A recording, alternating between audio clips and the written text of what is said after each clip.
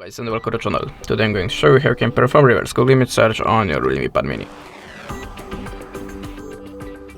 So by my way, you don't need to download and install any app, just open the web browser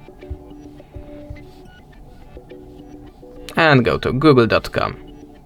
If you're on the site, now it's very important step, so don't forget about that. Switch your web browser to the desktop site, it's necessary step. Now tap on the camera icon and choose upload a file. Allow permissions of files and choose the photo that you want to search in the Google. Like this one. Click done and hold process starting automatically, and now we are looking for similar or the same image in the Google picture database. That's it, this is how it works. Thanks for the watching, leave us a subscribe or a comment, and goodbye.